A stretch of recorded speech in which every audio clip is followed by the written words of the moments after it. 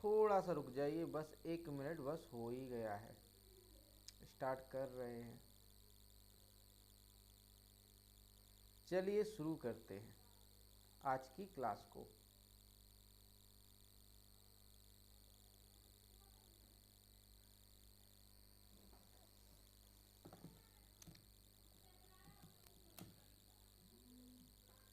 नमस्कार दोस्तों, vision agree academy में आपका स्वागत है। आज हम पढ़ने वाले यूपी ट्रिपल एससी AGTA के लिए इरिगेशन वाला चैप्टर। सस्य विज्ञान हमारी शाम के टाइम में सस्य विज्ञान चल रही है, जिसका आज हम पढ़ने वाले हैं इरिगेशन चैप्टर। ठीक है, सिंचाई वाला चैप्टर इसका है, वो आज हम पढ़ेंगे। ये लेक्चर हमारा 13 नंबर का लेक्चर है, 12 लेक्चर अभी तक हो गए हैं।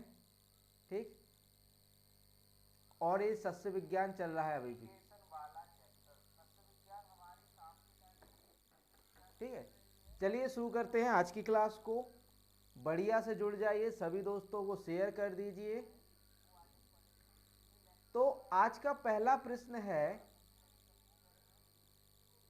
विच of the following irrigation method is most suitable for fruit crop? निम्न में से कौन सी सिंचाई विधि फलों की फसलों के लिए सर्वाधिक उपयुक्त है? Option A flood irrigation, option B ring basin, option C border strip या सीमा पट्टी, ऑप्शन डी फर्रो मेथड या कूड़ प्रणाली। जल्दी से लिख दीजिए ABCD। Which of the following irrigation method is most suitable for crop fruit crop? किसके लिए? फलों के लिए, फ्रूट्स क्रॉप के लिए। निम्न में से कौन सी सिंचाई विधि फलों की फसलों के लिए सर्वाधिक उपयुक्त है? ऑप्शन ए फ्लड इरिगेशन, बाढ़ सिंचाई, option B ring basin, option C border strip सीमा पट्टी, ऑप्शन डी फर्रो मेथड या कूड़ प्रणाली। क्या होगा सही उत्तर इसका? बात करें इसके सही उत्तर की, तो इसका सही उत्तर है आपका जो है आपका रिंग बेसिन। रिंग बेसिन जो मेथड है सिंचाई का या इरिगेशन का, वो यूज होता है आपका फलों में। ठीक है, जो फलों के पेड़ होते हैं उसके जैसे मैं रिंग बना के दिखा दे रहा हूँ। मान लो ये हमारा पेड़ लगा हुआ है, ठीक है, हमने इसके चारों तरफ एक बना दी रिंग, ठीक, और यहाँ पर हमने भर दिया पानी। ठीक है, तो ये हमारा कौन सा सिंचाई का मेथड कहलाएगा? Ring basin method. ठीक है, आगे चलते हैं। बात करें इरिगेशन की, तो सिंचाई क्या होती है बताइए आप कमेंट बॉक्स में, क्या होती है सिंचाई? इरिगेशन की डेफिनेशन की बात करें तो सिंचाई फसलों के उत्पादन के लिए कृत्रिम रूप से जल की आपूर्ति करना सिंचाई कहलाता है। जैसे आप क्या है, जो बारिश से हो रही है वो आपकी सिंचाई नहीं है। ठीक है, आप जो आर्टिफिशियल दे रहे हो, कृत्रिम रूप से जो जल जो या पानी जो है पेड़ पौधे को दे रहे हो, वो क्या कहलाता है? आपकी सिंचाई कहलाती है। ठीक, जो आप आर्टिफिशियली या कृत्रिम रूप से जल जो पौधों को देते हो, वो आपका कहलाता है सिंचाई या इरिगेशन। और जो आपको नेचुरली मिल रहा है उसे हम इरिगेशन नहीं कहेंगे। ठीक है, जो हमारे पौधों को नेचुरली मिल रहा है वो हमारी सिंचाई नहीं है, लेकिन जो हम आर्टिफिशियली दे रहे हैं पेड़ पौधों को, वो हमारी कहलाती है इरिगेशन या सिंचाई। ठीक है, बात करें सिंचाई की परिभाषा की, सिंचाई की परिभाषा हमने बता दी, फसलों के उत्पादन के लिए कृत्रिम रूप से जल की आपूर्ति करना सिंचाई कहलाता है। फसलों के उत्पादन के लिए कृत्रिम रूप से जल की आपूर्ति करना क्या कहलाता है? सिंचाई कहलाता है। ठीक है, नेक्स्ट बात करें इरिगेशन मेथड के या सिंचाई की विधि की। सिंचाई की विधियां, सिंचाई की विधियां, तो सिंचाई की विधियां होती हैं आपकी 4। एक तो होती है सरफेस, मतलब जो जमीन के ऊपर होती है, एक होती है सब सरफेस जो जमीन के नीचे होती है, एक होती है आपकी ड्रिप। ड्रिप आपने जिसको टपक सिंचाई भी कहते हैं, बूंद बूंद करके। ठीक है, और एक होती है आपकी स्प्रिंकलर, जिसे फव्वारा सिंचाई भी कहते हैं, ऊपर से स्प्रिंकलर। सारे के सारे मेथड आपको पढ़ाने वाला हूँ। सरफेस में आपका आता है फ्लडिंग, ऐसे ही पानी को बहने दो, ठीक है, खेत में। अगला आता है चेक बेसिन, फिर आता है बेसिन। बेसिन में 2 तरह के आते हैं, रेक्टेंगुलर और रिंग बेसिन। एक आता है बॉर्डर, बॉर्डर में आता है स्ट्रेट एंड कंटूर। ठीक, फर्रो वाला आता है, deep furrow and corrugated furrow आता है, ठीक है। इसमें डीप में लेवल होता है, कंटूर होता है, ग्रेडेड होता है। ये जो है आपको आगे सिंचाई के मेथड्स में पढ़ाएंगे, ठीक।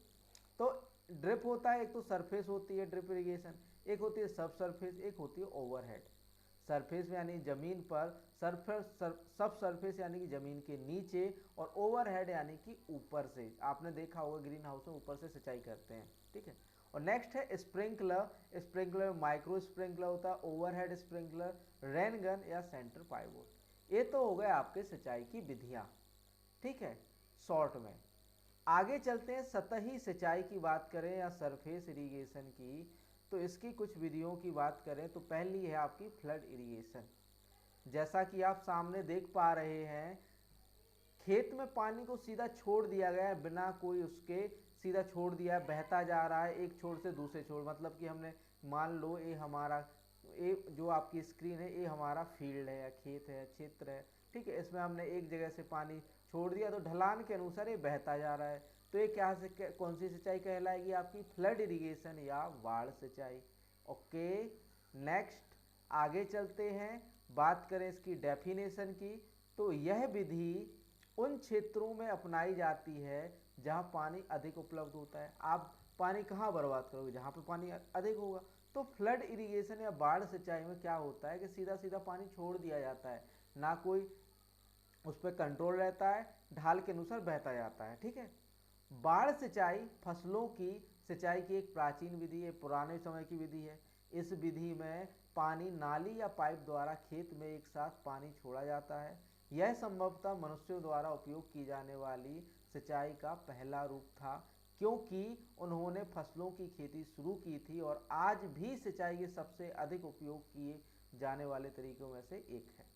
इसके लिए फ्लड इरिगेशन कौन कौन सी क्रॉप में स्विच करती है? एक तो हो गई आपकी धान, दूसरा हो गया जूट, तीसरी है बरसीम, चौथी गेहूं में उपयोग की जाती है। जो आपकी फ्लड इरिगेशन है, बाढ़ सिंचाई है, किसमें यूज की जाती है? उपयोग की जाती है धान, जूट, बरसीम और गेहूं में, ठीक है।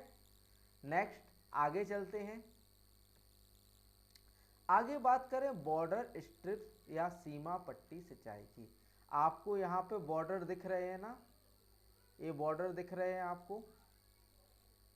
इसको क्या किया जाता है? बॉर्डर एक छोटी सी या कम ऊंचाई वाली मेड़ से, जैसे यहाँ पे आप देख सकते हैं, कम ऊंचाई बॉर्डर बना दिए, एक मतलब कि सीमा बना दी, ठीक है। तो अब स्लोप के अनुसार या ढाल के अनुसार पानी क्या होगा? इसमें बहता जाएगा। तो इसे क्या कहेंगे? सीमा पट्टी सिंचाई या स्ट्रिप बना दी सीधी की सीधी। देखो ये स्ट्रिप ही तो है, ये क्या है? आपकी स्ट्रिप है, ठीक है। तो इसमें आपका जो ये आपकी मेन लाइन है, मेन चैनल जिससे आपका वाटर आ रहा है, ये ऊपर जो है आपकी मेन लाइन है, ठीक है। इससे इस पहले इसमें जाएगा, फिर इसमें पानी जाएगा, नहीं धीरे धीरे, तो ढलान के अनुसार इसमें पानी स्ट्रिप में बहता जाता है। तो इसलिए इसे क्या कहते हैं? बॉर्डर स्ट्रिप इरिगेशन कहते हैं। देखो आप इसके डायग्राम से समझ सकते हैं कि जो आपको, देखो यहाँ पे आपका मेन चैनल, यहाँ पे आपके बॉर्डर बने हुए हैं, ठीक है। ये आपके बॉर्डर बने हुए हैं, सीमाएं बनी हुई हैं, एक पट्टी है, और ये आपकी सीधी स्ट्रिप है, ये पट्टी, सीधी पट्टी, इसमें पानी धीरे धीरे बहता जा रहा है ढलान के अनुसार। तो ये आपकी कौन सी? बॉर्डर स्ट्रिप इरिगेशन सिस्टम या सीमा पट्टी सिंचाई विधि कहलाती है, ठीक। नेक्स्ट बात करें इसकी डेफिनेशन की, तो भूमि की लंबी समानांतर पट्टियों की संख्या में विभाजित किया जाता है, जिन्हें बॉर्डर कहा जाता है। इनकी सीमा छोटी छोटी मेड़ों द्वारा निर्धारित की जाती है। यह विधि रेतीली मृदा, सैंडी सॉइल के लिए उपयुक्त नहीं है। मतलब कि अनुपयुक्त है किसके लिए? रेतीली मृदा या सैंडी सॉइल के लिए। जो आपकी बॉर्डर स्ट्रिप या सीमा पट्टी सिंचाई है वो आपकी रेतीली मृदा के लिए अनुपयुक्त है। एक क्वेश्चन पूछा जाता है एग्जाम में कि जो आपकी बॉर्डर स्ट्रिप इरिगेशन है वो कौन सी मृदा के लिए सुइटेबल नहीं है या उपयुक्त नहीं है, तो होगा आपका आंसर रेतीली मृदा के लिए, ठीक है। आगे चलते हैं नेक्स्ट। अगर आपको समझ आ रहा है ना, लेक्चर अच्छा लग रहा है, तो दोस्तों के लिए शेयर कर दो और चैनल को सब्सक्राइब कर लो और थंब वाला बटन दबा दो, लाइक कर लो बस वीडियो को, ठीक है। अगला है चेक बेसिन मेथड या क्यारी विधि। देखो चेक बेसिन में क्या होता है, इसमें सेम रहता है आपका बॉर्डर जैसा। इसमें क्या होगा? परमानेंट एज क्या होगी? इसमें कुछ एक तो होगी एक परमानेंट बंड यहाँ पर, या मेड़ जिसे कहें, ये थोड़ी ऊंचाई पे होगी। ये टेम्परी बंड होगी या छोटी छोटी मेड़े होंगी, ठीक है। तो चेक बेसिन में क्या किया जाता है कि देखो यहाँ पर आपको समझ आएगा कि हमने यहाँ से देखो पानी डाला, आगे क्या किया, एक रुकावट डाल दी, ठीक।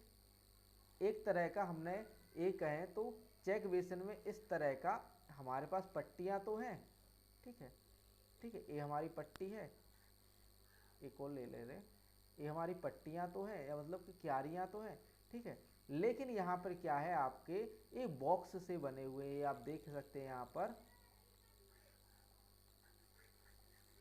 यहाँ पर आप देख सकते हैं कि ये क्या है, इस वाले पिक में देख सकते हैं कि क्लियर नहीं दिख रहा है, ये क्या है, आपकी क्यारियाँ हैं, ठीक है, ये क्या है, आपकी क्यारियाँ हैं। तो इसे चेक बेसिन विधि या क्यारी विधि भी कहते हैं। नेक्स्ट आगे चलते हैं, बात करें क्यारी विधि की, तो यह सिंचाई की सर्वाधिक प्रचलित विधि है। इस विधि में खेत की क्यारियों में बांट लेते हैं, खेत को क्यारियों में बांट लेते हैं, खेत यहाँ पे को होना चाहिए, खेत को क्यारियों में बांट लेते हैं तथा मुख्य नाली के द्वारा प्रत्येक क्यारी में पानी प्रवाह किया जाता है। चूंकि समय लगता है इसलिए इसमें अंतःश्रवण श्रवण की हानि कम होती है। यहाँ पर फुल स्टॉप है, अंतःश्रवण की हानि कम होती है, ठीक है। यहाँ पे आगे लिख लेना, श्रवण की हानि कम होती है। यह विधि नजदीक उगने वाली फसलों जैसे गेहूं, जौ, चना, मूंगफली आदि फसलों के लिए उपयुक्त है। कौन कौन सी फसलों के लिए उपयुक्त है, गेहूं, जौ, चना, मूंगफली आदि फसलों के लिए। कभी कभी पूछा जाता है क्वेश्चन कि चेक बेसिन मेथड कौन सी फसल के लिए सुइटेबल, जैसे अभी अभी क्वेश्चन था कि फल वाली फसलों के लिए कौन सा मेथड हम यूज करेंगे, ठीक है। तो ऐसे ही क्वेश्चन बनते हैं। आगे बात करें रिंग बेसिन मेथड या थाला या छल्ला या बलय विधि का। इसमें देखो आपने देखा होगा रिंग बने हुए हैं, ये पेड़ के चारों ओर रिंग बने हुए। यह विधि जो है आपकी जो जो आपके ऑर्चर्ड है या फ्रूट वाले पौधे हैं या उद्यान वाले पेड़ हैं उनमें प्रयोग किया जाता है। फल वाले पेड़ हैं उसमें यूज की जाती है आपकी कौन सी, रिंग मेथड या थाला विधि। मैंने पहले चित्र इसलिए लगाए हैं ताकि डेफिनेशन पढ़ने से पहले आपको समझ आ जाए कि कौन सी विधि क्या है, ठीक है। तो इसे छल्ला या बलय विधि भी कहते हैं, रिंग बेसिन मेथड इसका इंग्लिश में नाम है। बात करें रिंग बेसिन मेथड की, तो यह विधि फल वृक्षों की सिंचाई के लिए अपनाई जाती है। इसमें छोटे छोटे वृत्ताकार समतल थाला वृक्षों के चारों ओर बनाए जाते हैं, रिंग बनाए जाते हैं, ठीक। थाला या रिंग या छल्ला या बलय बनाए जाते हैं। सिंचाई जल इन थालों में दिया जाता है, मतलब जो सिंचाई जल होती है उसको इन जो रिंग बनाए जाते हैं उसमें भरा जाता है, ठीक। तो ये हो गया आपका रिंग बेसिन मेथड, ठीक है, या थाला या छल्ला बलय विधि। आगे चलते हैं, अगला है फर्रो इरिगेशन। फर्रो इरिगेशन बहुत इजी है। फर्रो इरिगेशन मेथड या कुआं सिंचाई विधि, इसमें क्या होता है, जैसे देखो ये आपकी क्या है, फर्रो है, ये क्या है, रिज है, ये क्या है, फर्रो, ये रिज, ये फर्रो। जो आपका नीचे वाला पोर्शन है, ये वाला पार्ट है, वो क्या आती है आपकी फर्रो। ये जो नीचे है वो दबा हुआ भाग है वो कहलाता है आपका कुआं। तो जो आपकी सिंचाई की जाती है इसमें की जाती है, ठीक है, इन फर्रों में की जाती है। तो ये जो मेथड है आपकी जो मूंगफली है, मक्का है, गन्ना है और जो सब्जियों वाले पौधे हैं उसके लिए बहुत ही उपयुक्त मेथड है। कौन सा, फर्रो इरिगेशन मेथड, ठीक है। तो बात करें फर्रो इरिगेशन मेथड की। फर्रो इरिगेशन मेथड या कुआं सिंचाई विधि, यह विधि उन फसलों के लिए उपयुक्त है जो कतारों या पंक्तियों में बोई जाती हैं और जिनमें बुआई के समय मेड़ बनानी पड़ती है। यह विधि ज्वार, मक्का, कपास, तंबाकू, बैगन, टमाटर, आलू, गन्ना आदि फसलों के लिए उपयुक्त है। फर्रो इरिगेशन मेथड या कुआं सिंचाई विधि कौन कौन सी फसलों के लिए उपयुक्त है, ज्वार, मक्का, कपास, तंबाकू, बैगन, टमाटर, आलू और गन्ना के लिए, ठीक है। इसी के साथ आगे चलते हैं, अगला प्रश्न है प्रश्न number 2। Which of the following irrigation method is suitable for all close growing crops on medium to heavy texture soil. निम्नलिखित में से कौन सी सिंचाई विधि मध्यम से भारी बनावट वाली मिट्टी पर सभी निकटवर्ती फसलों के लिए उपयुक्त है? ऑप्शन ए पूर्ण सिंचाई विधि, ऑप्शन बी सर्ज इरिगेशन या सर्ज सिंचाई, option C border strip irrigation या सीमा पट्टी सिंचाई, ऑप्शन डी इनमें से कोई नहीं। जो आपका कौन सी सिंचाई विधि माध्यम से भारी बनावट वाली मिट्टी पर सभी निकटवर्ती फसलों के लिए उपयुक्त है? फर्रो इरिगेशन या कूड़ सिंचाई विधि, सर्ज इरिगेशन या सर्ज सिंचाई, बॉर्डर स्ट्रिप इरिगेशन या सीमा पट्टी सिंचाई, या इनमें से कोई नहीं। जल्दी से लिख दीजिए ए बी सी डी, क्या होगा सही उत्तर? Furrow irrigation, surge irrigation, border strip irrigation या नन ऑफ दीज। बात करें सही उत्तर की तो इसका सही उत्तर है आपका बॉर्डर स्ट्रिप इरिगेशन, जो है सीमा पट्टी सिंचाई जो है आपकी यूज की जाती है या उपयोग की जाती है सिंचाई माध्यम से भारी बनावट वाली मिट्टी पर और सभी निकटवर्ती फसलों के लिए उपयुक्त कौन सी सिंचाई विधि है? बॉर्डर स्ट्रिप इरिगेशन या सीमा पट्टी सिंचाई। ऑप्शन सी आपका सही है। आगे चलते हैं, अगला प्रश्न है small and shallow furrow irrigation which is suitable for close growing crop like wheat and groundnut. छोटी और उथली नाली सिंचाई जो गेहूं और मूंगफली जैसी नजदीकी फसलों के लिए उपयुक्त है।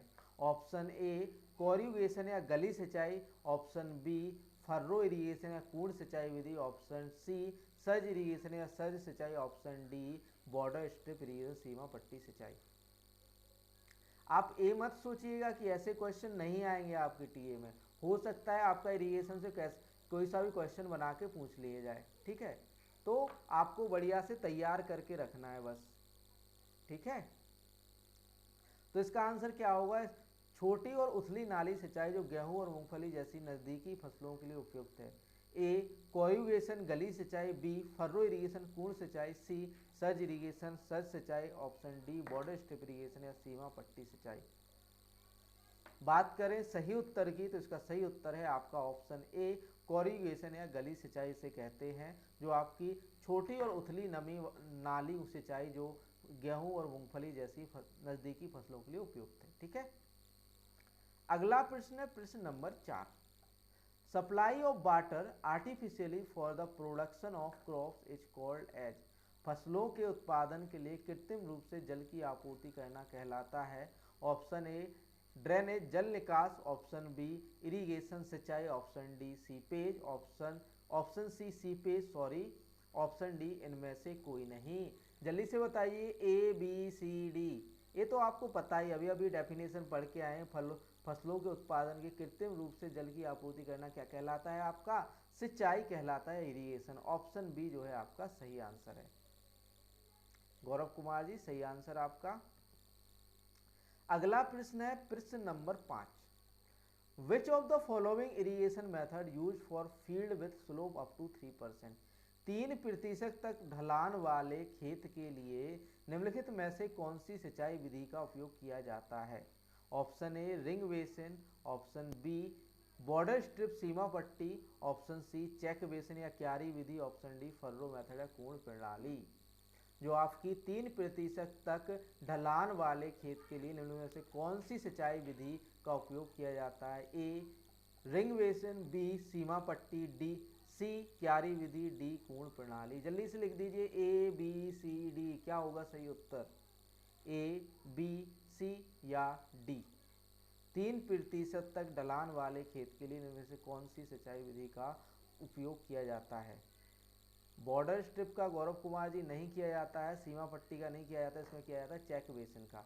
जो आपकी 3% तक ढलान वाले खेत के लिए कौन सी विधि है? चेक बेसिन या क्यारी विधि जिसे कहते हैं। कुछ के ढलान जो कुछ मेथड की या कुछ विधियों के ढलान प्रतिशत दिए गए हैं, ठीक है? Slope percent for different irrigation method.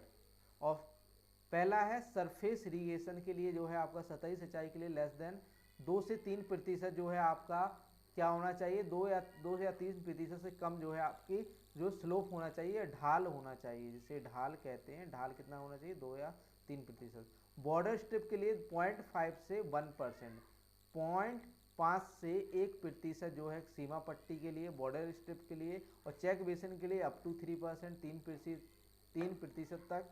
Furrow method या कूंड प्रणाली के लिए 0.2 to 0.5%, 0.2 से 0.5%। ठीक है। आज प्यास बहुत लगती है, सुबह की क्लास में इतना प्यास नहीं लगती जितनी शाम की में लगती है।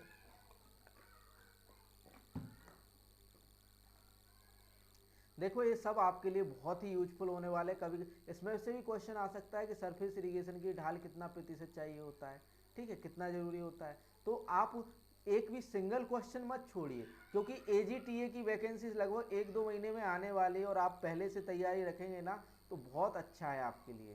कंपटीशन आप ही के लिए कम होगा। आगे चलते हैं। अगला प्रश्न है प्रश्न नंबर 6।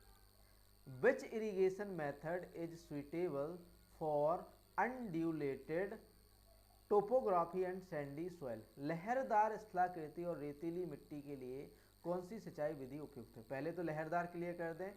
अनड्यूलेटेड यानी कि उबड़ खाबड़, मतलब कि कहीं ऊंची कहीं नीची, तो ये कहलाती है आपकी अनड्यूलेटेड। ठीक है। तो अनड्यूलेटेड, तो इसमें कौन सी सिंचाई विधि उपयुक्त है? Option A drip irrigation, option B sprinkler irrigation या फव्वारा सिंचाई, option C ring basin, option D typhoon सिंचाई। ऑप्शन ए बूंद बूंद सिंचाई, ऑप्शन बी फव्वारा सिंचाई, option C ring basin, option D typhoon सिंचाई। जल्दी से लिख दीजिए ए बी सी डी, जो है लहरदार स्थलाकृति और रेतीली मिट्टी के लिए कौन सी सिंचाई विधि उपयुक्त है? बिल्कुल सही गौरव कुमार जी, आपका फव्वारा सिंचाई जो है सही आंसर। स्प्रिंकलर इरिगेशन जो है यूज किया जाता है आपका लहरदार स्थलाकृति में। ठीक है। तो और एक आपका है, देखो टाइफून सिंचाई, जो आपने नाम सुना होगा, ये आपका बूंद बूंद सिंचाई के समान ही होता है, और ये इंडिया में नहीं है, ये भारत में नहीं है ये सिस्टम। ये आपका मतलब अदर कंट्री में है, जैसे जापान है, चाइना है, वहां पर है। ठीक है। तो ये किसमें यूज, और ये उपयोग किया जाता है आपका गन्ना में। जो गन्ना में यूज किया जाता है वो कौन सा? टाइफून सिंचाई प्रणाली। जो है कभी कभी क्वेश्चन आता है कि टाइफून सिंचाई प्रणाली किसमें प्रयोग की जाती है, तो वो की जाती है आपकी गन्ना में। ठीक है। ये स्पेशल है, ये मेथड स्पेशल है टाइफून वाला। ठीक है। तो याद कर रखिएगा, टाइफून इरिगेशन सिंचाई प्रणाली किसमें प्रयुक्त होती है? गन्ना में उपयोग की जाती है। ठीक है। अगला प्रश्न है प्रश्न number 7। What is the water use efficiency of the sprinkler method of irrigation? What is the water use efficiency of the sprinkler method of irrigation? सिंचाई की स्प्रिंकलर विधि की जल उपयोग दक्षता क्या है? Option A 60%, option B 70%, option C 95%, option D 50%। जो आपकी सिंचाई की स्प्रिंकलर विधि की जल उपयोग दक्षता या वाटर यूज एफिशिएंसी क्या है? ए 60%, बी 70%, डी 95% या 95%, सी 95% या डी 50%। जल्दी से लिख दीजिए ए बी सी डी। सिंचाई की स्प्रिंकलर विधि की जल उपयोग दक्षता क्या है? 7 ए है आपका सही उत्तर है, 60% है। देखो एक होती है वाटर यूज एफिशिएंसी और एक होती है आपकी पूरी की पूरी एफिशिएंसी। ठीक है। तो जो आपकी 75% तो होती है स्प्रिंकलर की, वो वाली। ठीक है। लेकिन जो वाटर जल उपयोग दक्षता होती है वो है 60%। ठीक है। वाटर यूज जल उपयोग दक्षता 60% होती है और ओवरऑल एफिशिएंसी कितनी? 75% होती है। कुल दक्षता होती है 75%। आगे चलते हैं। अगला प्रश्न है, drip irrigation is introduce from which of the following country? Drip सिंचाई निम्नलिखित में से किस देश से शुरू की गई है? Option A USA America, option B Israel, option C Africa, option D none of these, इनमें से कोई नहीं। जो आपकी ड्रिप इरिगेशन है, ड्रिप सिंचाई निम्नलिखित में से किस देश से शुरू की गई? कौन से देश से आपकी ड्रिप सिंचाई विधि शुरू की गई है? अमेरिका से, इजराइल से, अफ्रीका से या इनमें से कोई नहीं। जल्दी से आंसर लिख दीजिए ए बी सी डी। सही उत्तर क्या होगा? America, Israel. बिल्कुल सही आंसर गौरव कुमार जी, आपका सही आंसर सही है। आंसर सही है। जो है आपका जो है ड्रिप सिंचाई विधि कहाँ से इंट्रोड्यूस की गई थी? इजराइल से। ठीक है। कहाँ से शुरू की गई थी? इजराइल से। अगला प्रश्न है प्रश्न नंबर 9। Irrigation before sowing of crop to reduce percolation of water is called as. फसलों की बुआई से पहले पानी के रिसाव को या पानी के रिसाव को कम करने के लिए सिंचाई कहलाती है। पानी के रिसाव को कम करने के लिए सिंचाई कहलाती है। ऑप्शन ए जल निकास या ड्रेनेज, ऑप्शन बी सीपेज रिसाव, option C puddling, option D इनमें से कोई नहीं। जल्दी से आंसर कर दीजिए ए बी सी डी। जो आपकी फसलों की बुआई से पहले पानी के रिसाव को कम करने के लिए सिंचाई कहलाती है। A B C D drainage, जल निकास, बी सीपेज रिसाव, सी पडलिंग, डी इनमें से कोई नहीं। Irrigation before sowing of crop to reduce percolation of water is called as. नौवां क्वेश्चन है, जल्दी से आंसर कर दीजिए इसका ए बी सी डी। बात करें इसके सही उत्तर की तो इसका सही उत्तर है आपका पडलिंग। ये किसमें की जाती है? धान में की जाती है। किसके लिए की जाती है? पानी का जो है रिसाव एक परत से दूसरी परत पर ना जाए, तो मतलब मिट्टी के नीचे पानी ना जाए, तो पानी के रिसाव को कम करने के लिए क्या किया जाता है? पडलिंग की जाती है। ठीक, अगला है प्रश्न नंबर 10। First irrigation before sowing of crop, first irrigation before sowing of the crop of seed germination and seedling establishment is called as.